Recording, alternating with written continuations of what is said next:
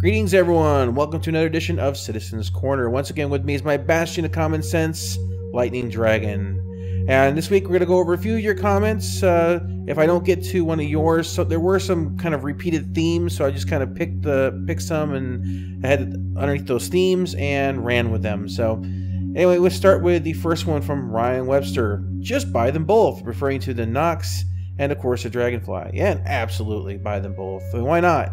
It's like having a nice. It's only $80. Yeah, well, I think the Dragonfly was $35 when it came out, so $75. Okay, so $75. There you go. So well, get your facts my right. entire argument. It does, and it validates everything because you were wrong. Yeah, but you'd be justified if you wanted to have both of them. They both have their different uses. The Dragonfly is more stable. It's better for off-road. It's your basic four-wheel ATV. And your Nox is your basic crotch rocket. So yeah, they both have their uses. Jim Jam states, they should make saddlebags that can be added to either vehicle that can also be shouldered when off vehicle for added carry capability. You know, to an extent, I definitely understand what you're saying with that. I think what they're going to be looking at, if you're talking about carry capability, they talk about how that what you're going to be carrying on your character is going to be indicative of like pockets. So I guess in this case, you know, talking about the bags. If you've got a heavy trench coat, you have just as much carrying capacity as if you had like a backpack or something. Yeah, and it's and I definitely get what you're saying with the saddlebags. And if you look at the Dragonfly, I believe there's some storage bins on the back, and the Nox doesn't have that. So I mean, in the sense they already have the saddlebags, but I totally get what you're saying. I just don't know if CIG is going to do something like that. I think it's, I wouldn't be against it, but I don't see them doing it.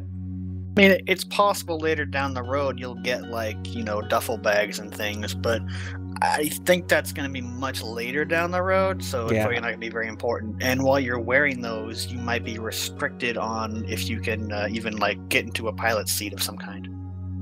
Yeah, it might restrict your movement. I don't know. It might extend how long it takes to get in and out of the cockpit or something. I don't know. But the whole point is that that's like a detail thing.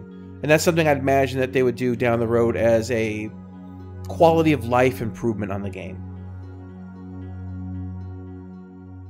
Commander Roddy states, as far as the spine of the ship, or the frame of the ship degrading, I would only be okay with that if you crash landed your ship, took some major damage, or the type of hit that would make sense. If you are landing a bit too rough all the time, even that should be minimal, as opposed to you crash landing your ship. Now, yeah, and talking about the whole ship degrading part, the main body of the ship.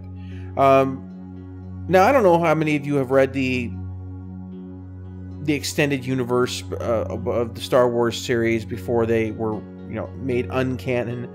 But there was an alien race called the Yuzum Vong.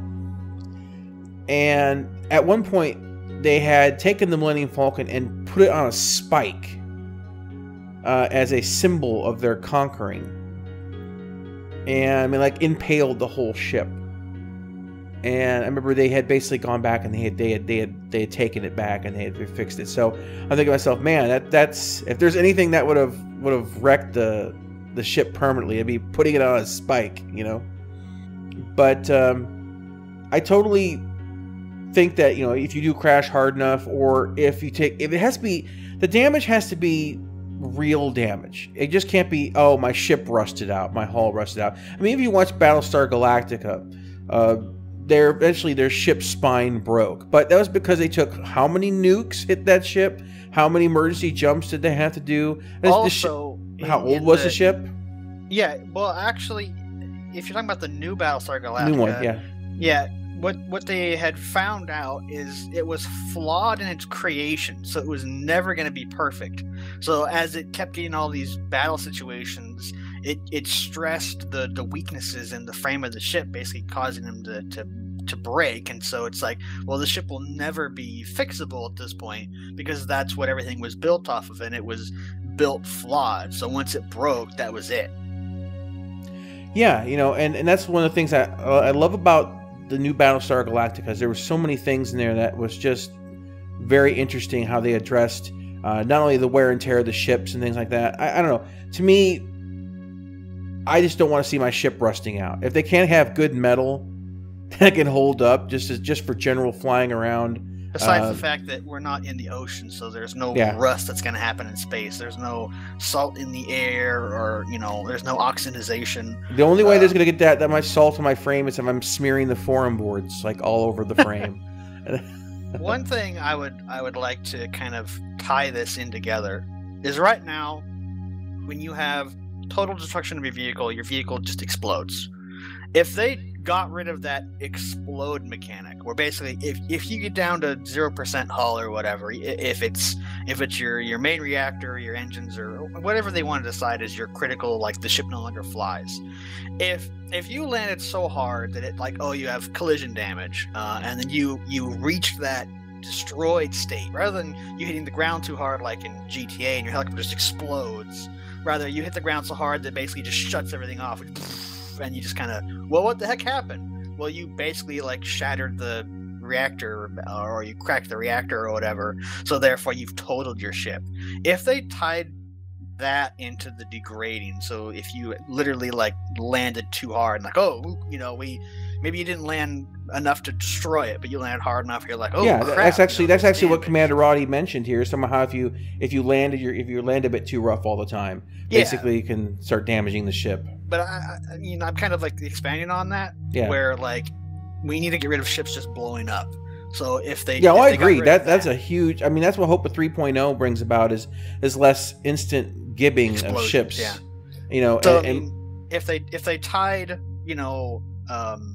damage to the ship as part of the it can't fly anymore. I mean, the only time your vehicle should explode is for example, one of the mechanics we talked about before is the heat buildup, right? Like in Mech Warrior or BattleTech, you have an overheat mechanic, and basically if you just keep pushing it emergency shutdown, you hit the override, saying okay, don't worry about it, I know how to manage my heat, I'm going to keep firing, and basically you overload your reactor. That's the only time you should ever explode. So if they can tie ship health to a durability thing, where if you basically crash too hard, if you don't fix it, they should have a functional health and a overall health. Meaning for example, a functional health maybe 25% of the overall health, but after you've surpassed that, it's you can keep shooting holes in the hull, but the ship is essentially speaking is dead in space, but you're just putting more holes basically in the metal at that point in time. Yeah, unless you're actually physically shooting the reactor or something. Right. Yeah, I could. I want to see a ship that's on fire, spinning in space. You know what? I'm not even gonna bother killing him. He can float and just leave. They all float. Yeah, they all float. So that's what I would like to see happen with that. But yeah, general wear and tear, not in the halls. I don't think that's a good mechanic. I think that's something that's gonna be aggravating for people. I mean, because you got something like the let's look at the what is the Banu Merchantman, right? Those are supposed to be generational ships. Now, if those ships are passed down from generation to generation to generation, clearly My great-great-great-grandpappy had this, and he bought it new off the line, and it's been passed to generation after generation after generation after generation after generation. We're still flying the same ship. Well, right. Clearly, it can't get to the point where it's broken and you have to replace right. Well, it. that's my argument against the whole. Just in the lore sense, and that's in lore. That's right. something that they have told us. Right. Just in lore sense, it's just okay, well, you got generational ships. Well, you can't even have a generational ship if your ships break down like that. It's not even possible. So they need to reconsider that, because I don't think it meshes. Or at least, depending on how far they want to go, don't go all the way. Okay, I can see weapons degrading, or I can see armor being blown off, or maybe you have to fix your shield generator or something, but not to the point where the entire ship is trash. Yeah. So we're going to use their own lore against them. Yeah, suck on that, bitches. Stewie1701 says, the guys in my guild all picked up a Nox. I love the look, but I have a rover, so I don't need a Nox. At the same time, I don't want to be the only one without one. Hey, I'm all for wheeled vehicles, so don't give in to peer pressure, man. No, can't speak. Well, the wheeled vehicles, I think, are going to have. Well, look at the rover. Okay, what you can carry with it, what you can do with it. You can carry additional people, you can carry additional equipment. It's got more firepower. It's probably more heavily armored. It's probably got better sensors on it. You know, the only downside is it can't fly in space. Yeah, that's it. I mean, and it's probably going to have, in some regards, maybe more difficulty with certain types of terrain. But on the upside, you know, all the stuff you can carry with it, all the weaponry, all the equipment, other people with you. No, it's an absolute asset. I'm looking forward to driving one. I own a Carrack, and I know that it comes with one. So I'm hoping when 3.0 comes out that they actually loan Carrack owners basically an Aquila and with the Rover, because I think that would be a fair trade-off. And while we're waiting anyway. Nephelite. Degradation stimulates PC crafting. I agree. You know, I'm not against the idea of all wear and tear. I'm just saying they got to be careful on the implementation of it. Too much of it. You don't want to have one sortie, and then your weapons break in the middle of the sortie, or after you come back. Well, I got to replace my guns because I shot them for 5 minutes. It's a timing and pacing issue, which is what Star Citizen has the most problem with, is pacing. Yeah. I mean, you can really ruin an economy or slant things in a certain direction. I mean, say they get a crafting system in for making weaponry, and the first part of that stage is harvesting materials. If the weapons are constantly breaking, man, those miners are going to be making some serious bank because they cannot keep up with the supplies needed because everyone's always replacing everything. So you got to come up with a nice balance so that the whole chain from A to Z can make money on it, and also that, you know, when it comes to Z, that the end user, they're not basically just buying. They're not just buying the cheapest thing out there because they know it's going to break. You want to have a reason to have the high quality stuff. Like when I used to play Star Wars Galaxies, like your stuff would wear down and eventually break. And what I did is I had a pistolier, but I crafted pistols, just basically pistols. But I would find the best materials and I would craft like the best I could get pistols out there. Then I had one area that I would sell them at. And the idea was basically was to get that high-end clientele. They knew if they came out to, you know, get my pistols, that they were getting, you know, they were paying out the rear, but they were getting something good. If the degradation, if the wear and tear was too much too quickly, I couldn't charge those outlandish prices. Even though in large regards, I think that the Star Wars Galaxy's degradation was still too fast. Nuke Zap says, "What MUDs did you play? Dark and Shattered Lands, Moosehead, Sled, and Carrying Fields here."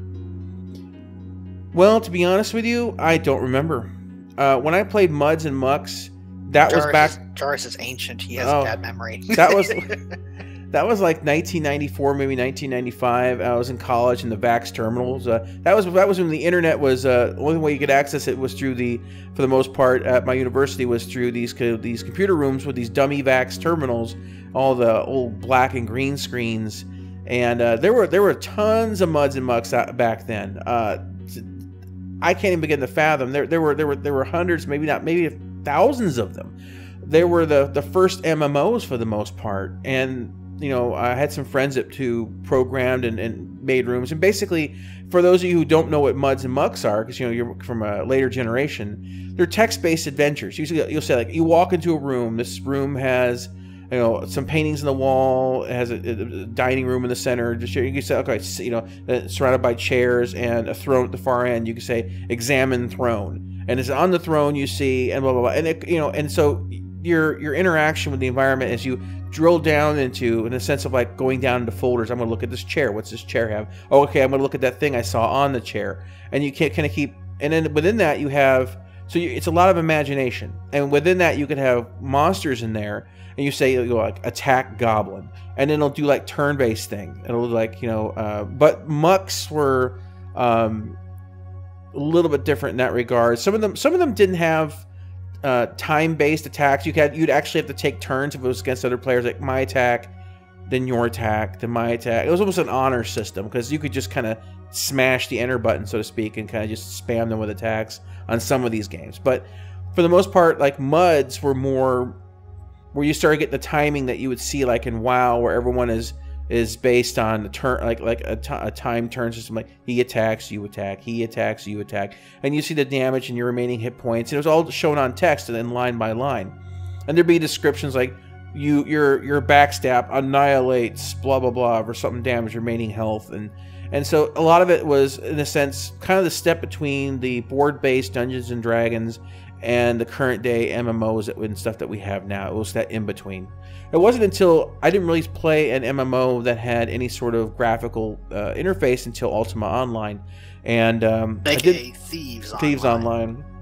And it wasn't until later actually that they released a PvE server on that, because people were so frustrated with the constant ganking, the constant thievery, all the basic ass hattery that went on, that they were losing a massive customer base, and they decided to go ahead and give the option. So some people think that the PvE server wrecked the game. I don't think it would have. But my personal opinion, it just brought customers back in that wouldn't play otherwise. Because the reason I left is because I couldn't go 2 feet without getting either attacked or getting stolen. Yeah, everyone was just typing spam like guard Steve, because then the NPC guards in the town would run over and start slaughtering everything. So, but yeah, Nuke, I don't know. It's really been such a long time, and there were thousands and thousands of them back in the day. So everyone was making one. Everyone had their own idea of what the perfect one was. There was even BattleTech ones. There was all sorts of different things. So, you know, but it was good times. It was kind of the birth of a whole genre of gaming.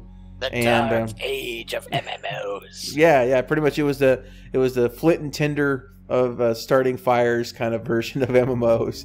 But you know, we enjoyed it. We had all sit in the VAX terminal together. There'd be 5 or 6 of us on the same mud, sitting side by side, questing together.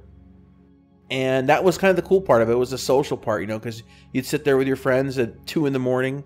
And we called MUDs back then. I forget what the actual word means, but we used to call major undergraduate destroyers, because we would know whole groups of people that would fail out of college just playing these games.